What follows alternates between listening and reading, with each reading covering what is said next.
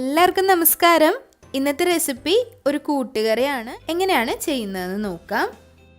ഏകദേശം ഒരു 6 പേർക്കൊക്കെ സെർവ് ചെയ്യാൻ കണക്കിനുള്ള അളവാണ് പറയുന്നത്.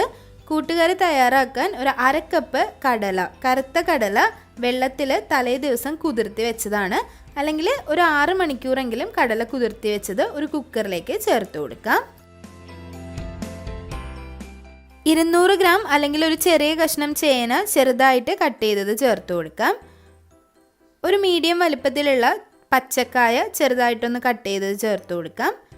ഒരു ചെറിയ കഷ്ണം പടവലങ്ങ ചേർത്ത് കൊടുക്കാം. ഒരു മീഡിയം സൈസ് പൊട്ടറ്റോ ചെറുതായി അരിഞ്ഞത് ചേർത്ത് കൊടുക്കാം. എല്ലാം തൊലി കളഞ്ഞിട്ടാണ് അരിഞ്ഞെടുക്കേണ്ടത്. ഇനി ഇത് വേവാൻ ആവശ്യമായിട്ടുള്ള വെള്ളം ചേർത്ത് കൊടുക്കാം. ഏകദേശം ഒരു 1.5 കപ്പ് വെള്ളം ചേർത്തിട്ടുണ്ട്.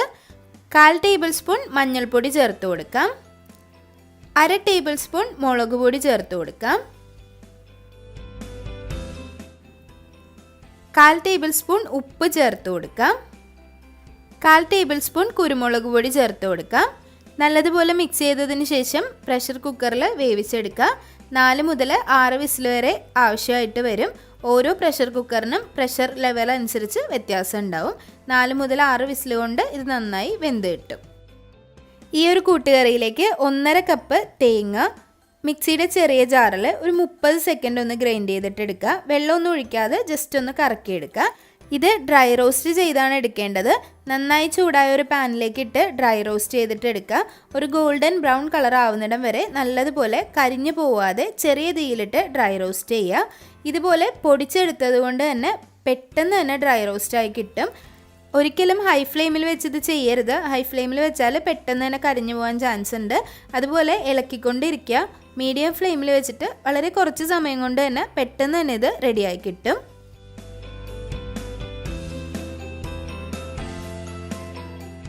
ലൈറ്റ് ഗോൾഡൻ ബ്രൗൺ കളർ ആവുമ്പോൾ അതെടുത്ത് ഒരു പാത്രത്തിലേക്ക് മാറ്റാം.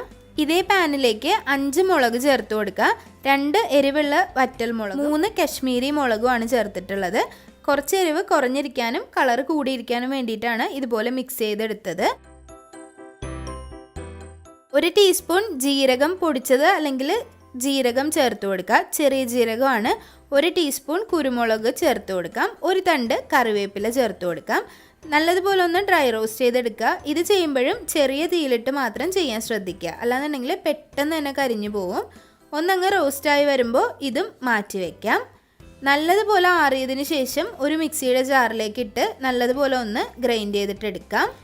ഈ ഒരു മസാലയുടെ കൂടെ നേരത്തെ വറുത്ത് വെച്ചിട്ടുള്ള തേങ്ങയിൽ നിന്ന് പകുതി ഭാഗം ചേർത്ത് കൊടുക്കുക. പകുതി ഭാഗം തേങ്ങ മാറ്റി വെക്കാം.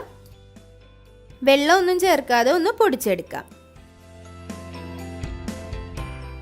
കൂട്ടുകറി തയ്യാറാക്കാൻ വേണ്ടി ഒരു പാൻ എടുത്തിട്ടുണ്ട്. അതിലേക്ക് 2 ടേബിൾ സ്പൂൺ വെളിച്ചെണ്ണ ഒഴിച്ചു കൊടുക്കാം.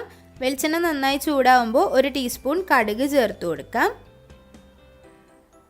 2-3 വറ്റൽമുളക് ചെറുതായി ഒന്ന് കീറി ചേർത്ത് കൊടുക്കാം. 1 തണ്ട് കറിവേപ്പില ചേർത്ത് കൊടുക്കാം. അതിലേക്ക് 1 ടേബിൾ സ്പൂൺ നെയ്യ് കൂടി ചേർത്ത് കൊടുക്കുക. സാധാരണ പശുവിൻ നെയ്യ് ചേർത്ത് കൊടുക്കാം. നേരത്തെ പൊടിച്ചു വെച്ച മസാലയും തേങ്ങയും ആ ഒരു കൂട്ടും ബാക്കി ഉണ്ടായിരുന്ന തേങ്ങ വറുത്തത് കൂടി ഇതിലേക്ക് ചേർത്ത് കൊടുത്തിട്ട് നല്ലതുപോലെ ഒന്ന് മിക്സ് ആക്കി എടുക്കാം.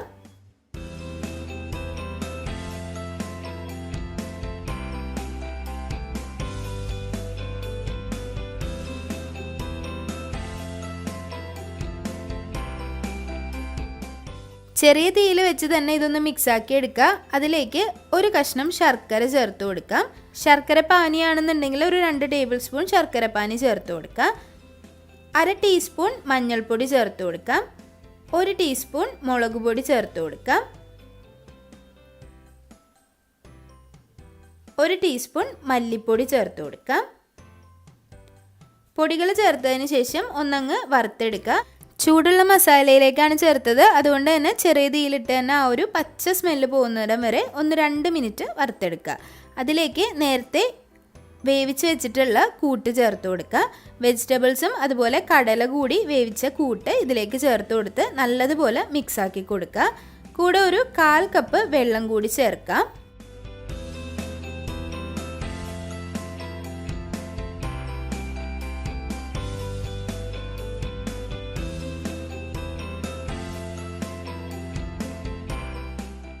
നല്ലതുപോലെ മിക്സാക്കി കൊടുക്കുക. എല്ലാം കൂടി ചേർന്ന് നല്ലൊരു സ്മെല്ലാണ് ഉണ്ടാവുക.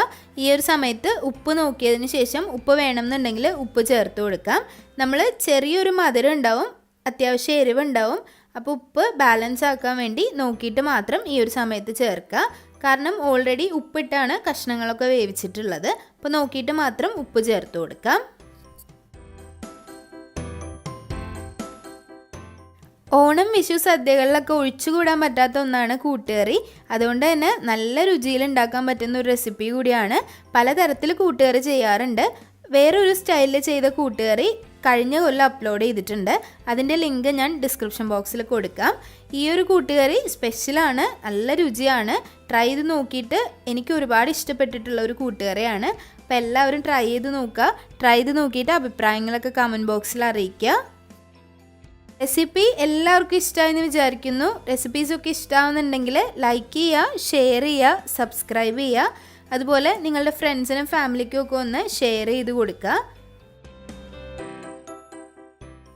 കൂട്ടുകറി എപ്പോഴും ഗ്രേവി ആയിട്ടുള്ള എടുക്കുന്നത്, ഒരു സെമി ഗ്രേവി അല്ലെങ്കിൽ ഒരു ഡ്രൈ ആയിട്ടാണ് എടുക്കുന്നത്. ഒരുപാട് ഡ്രൈ അല്ല, ചെറുതായിട്ടൊരു ഗ്രേവി വേണം.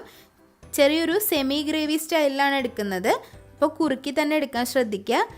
അപ്പോൾ ഇനിയും നല്ല നല്ല റെസിപ്പികളായിട്ട് വരുന്നതായിരിക്കും. അതുവരേക്കും താങ്ക് യു.